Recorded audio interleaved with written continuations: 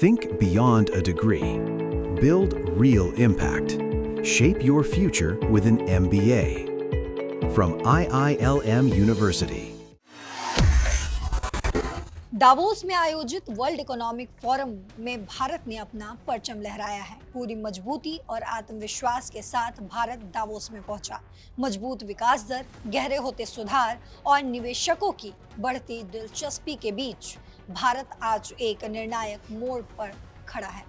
इस मोमेंट को बनाए रखने के लिए अब कड़े फैसले लेने की जरूरत आ गई है। आपको बताते चले कि वैश्विक चुनौतियों के बावजूद भी भारत मजबूती से खड़ा है। अमेरिका की तरफ से भारत पर ऊंचे टैरिफ लगाए गए, लेकिन इस बीच भारत अपनी विकास गति को कैसे बनाए रखेगा, इस पर केंद्रीय मंत्री अश्विनी वैष्णव कहते हैं कि भारत मजबूती से खड़ा है। हम एक बेहद लचीली और मजबूत अर्थव्यवस्था है। टैरिफ के बावजूद भी हमारे निर्यात में बढ़ोतरी हुई है। उन्होंने कहा, इलेक्ट्रॉनिक्स अब भारत का तीसरा सबसे बड़ा निर्यात क्षेत्र बन चुका है। अभी तक जो ट्रंप भारत पर प्रेशर बनाने की कोशिश कर रहे थे, अचानक दावोस में मोदी को अपना अच्छा दोस्त बताने लगे और भारत से व्यापार की बात करने लगे, जिससे लगातार ये सवाल उठने लगा है कि आखिर भारत की तरफ दुनिया देखने को क्यों मजबूर हो रही है। तो इस पर ज्यादा चर्चा के लिए मेरे साथ दैनिक जागरण के वरिष्ठ पत्रकार नीलू रंजन सर जुड़े हैं। समझते हैं सर से कि आखिर इन तमाम चीजों के बीच जहां जियोपॉलिटिक्स में लगातार बवाल मचा हुआ है, सर कैसे भारत की तरफ देखने को सभी देश जो हैं वो मजबूर हो चुके हैं। निश्चित रूप से जो दावोस में पूरा का पूरा खेल बदल गया है। जिस ढंग से जिस टाइमिंग पे दावोस में वर्ल्ड इकोनॉमिक फोरम हो रहा है और वो टाइमिंग इतनी महत्वपूर्ण है, वहाँ पे जो नेता, जो एक्सपर्ट, जो राष्ट्राध्यक्ष बोल रहे हैं, वो तो गजब की चीज़ है। वो आप सोच नहीं सकते थे कि कभी भारत वर्ल्ड इकोनॉमिक फोरम में, अंतर्राष्ट्रीय फोरम में ऐसे सेंटर स्टेज में आ जाएगा और सभी उसकी तरफ देखेंगे। ये एक बिल्कुल नई बात है। इसमें एक्सपर्ट्स जो हैं वो साफ साफ कर रहे हैं और उसके पीछे कारण जो भी है वो यही है कि आप ग्रीनलैंड को लेकर के जो झगड़ा शुरू किया है ट्रंप ने, और ट्रंप ने कह दिया कि भाई ग्रीनलैंड हम लेके रहेंगे। मतलब टैरिफ की बात, वही जो टैरिफ भारत पे लगाया है, 25% वैसे टैरिफ और 25% रूस से तेल खरीद रहे हो तब टैरिफ। भारत तो झुका नहीं और अब यूरोप ने भी मना कर दिया कि हम भी नहीं झुकेंगे और जैसे का तैसा जवाब देंगे। आप टैरिफ लगाओगे तो हम भी टैरिफ लगाएंगे, बिल्कुल माकूल जवाब देंगे। और ऐसे में एक्सपर्ट जो बोल रहे हैं कि चूंकि अब ट्रंप पूरी दुनिया को धमका रहे हैं, पूरी अर्थव्यवस्था जो है सब चौपट हो रही है कि कब कहाँ जाए, अलाइनमेंट कहाँ करें, तो सबकी नज़र पहले तो सिर्फ होता था ग्लोबल साउथ यानी कि विकासशील देश हैं, वो भारत की तरफ देखते थे और भारत उनकी अगुवाई करता था। चाहे G20 आप देख लें, चाहे G7 की बैठक में भी जो भारत को आमंत्रित किया जाता है, अभी जो कनाडा में हुआ था, तो वहाँ भी प्रधानमंत्री मोदी जो है वो ग्लोबल साउथ यानी विकासशील देशों की बात करते थे और ग्लोबल साउथ को एक अलग ताकत के रूप में, वैश्विक ताकत के रूप में भारत स्थापित करने की कोशिश कर रहा था। लेकिन अब जो एक्सपर्ट वहाँ बोल रहे हैं कि जिस ढंग से ट्रंप की नीतियाँ हैं और जो पूरे वर्ल्ड में अफरा तफरी मची है, प्रोग्रेस नहीं हो रहा है, मतलब जिस ढंग से इकोनॉमिक डेवलपमेंट होना चाहिए, जीडीपी बढ़ना चाहिए, वो सब नीचे है और विकासशील देशों में तो और भी नीचे है, वो 2% के नीचे है वहाँ पे। तो अब वहाँ पे सप्लाई चेन की समस्या है, वो वर्ल्ड का जो रूल बेस्ड ऑर्डर है उसको कैसे माना जाए, कौन उसको सामने रखे, कौन सबसे बातचीत करे।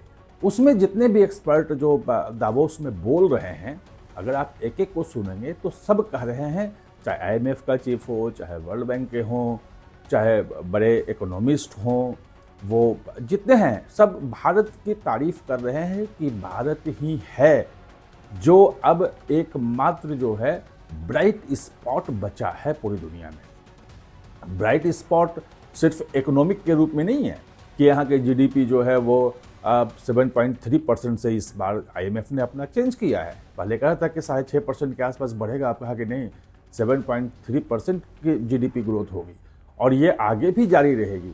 यानी कि इतनी बड़ी इकोनॉमी और इतना ज़्यादा जीडीपी ग्रोथ, इतने यहाँ पे सुधार हो रहे हैं कि सारे निवेश के लिए सबसे माकूल जो है वो कहा जा रहा है कि भारत है। और भारत में टेक्नोलॉजी से लेके और तमाम चीज़ों में जो इनोवेशन हो रहा है, जो स्टार्टअप आ रहे हैं, पूरी दुनिया की नज़र भारत की तरफ है। ये तो इकोनॉमी वाला मामला हुआ, लेकिन मैंने आपको बताया कि सिर्फ इकोनॉमी तक चीज़ें सीमित नहीं हैं। इसके अलावा जो रूल बेस्ड ऑर्डर है, यानी कि दुनिया में सभी देशों का सम्मान मिले, सभी की बातचीत हो, आपसी बातचीत से समस्याओं का समाधान हो, ये जो भारत का स्टैंड रहा है, ये अब पूरी दुनिया इसकी तारीफ कर रही है।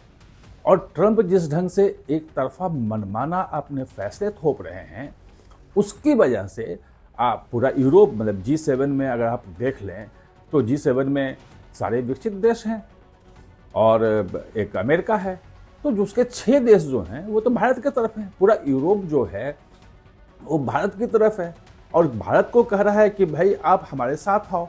और अब सिर्फ FTA की बात नहीं हो रही है, पहले तो FTA की बात होती थी, मतलब UAE के साथ FTA हुआ था, और लेकिन अब जो उनके प्रेसिडेंट आए अभी 3 घंटे के लिए आए, तो उन्होंने स्ट्रेटेजिक पार्टनरशिप की, यानी कि सुरक्षा की गारंटी भी अब पूरी दुनिया को भारत दे सकता है। ये एक्सपर्ट बोलने लगे हैं, ये हम आप नहीं बोल रहे हैं, भारतीय कोई नहीं बोल रहा है, दुनिया के एक्सपर्ट बोल रहे हैं। और इसलिए आप देखेंगे उर्सुला जो चेयरपर्सन है यूरोपियन कमीशन की, उन्होंने कहा कि भाई मदर्स ऑफ ऑल डील्स जो है वो हम करने वाले हैं, मतलब सभी डील में से दुनिया के जितने भी ट्रेड डील हुए हैं, वो सबसे बड़ी ट्रेड डील जो है वो भारत के साथ होने वाली है। 200 करोड़ जो लोगों का जीवन इससे जुड़ा हुआ होगा, तो 150 करोड़ 150 करोड़ तो भारत की आबादी लगभग हो गई 40 करोड़, और 50-60 करोड़ यूरोप की आबादी, यानी कि इतनी बड़ी आबादी को प्रभावित करने वाला डील हम कर रहे हैं। लेकिन सिर्फ यहीं तक नहीं है, ये स्ट्रेटेजिक पार्टनरशिप भी, स्ट्रेटेजिक डील भी उसमें शामिल हो रहा है। यानी कि अभी तक जो नाटो के भरोसे और नाटो के माध्यम से, अमेरिका के भरोसे यूरोप अपने आप को सुरक्षित समझ रहा था, अब एक्सपर्ट कह रहे हैं कि यूरोप बिल्कुल असुरक्षित हो गया है। नाटो में होते हुए भी अब अमेरिका ही जब उसके ग्रीनलैंड पे कब्जा करने की बात कर रहा है, तो यूरोप जाए कहाँ।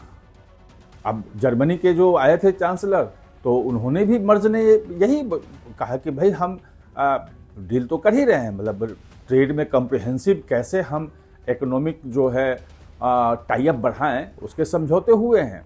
लेकिन साथ में स्ट्रेटेजिक इन्वेस्टमेंट, स्ट्रेटेजिक जो समझौता है, वो भी पूरी दुनिया अब कर रही है भारत के साथ। ये नए भारत की चीज़ है और पूरे दावोस में इसलिए भारत की चर्चा है।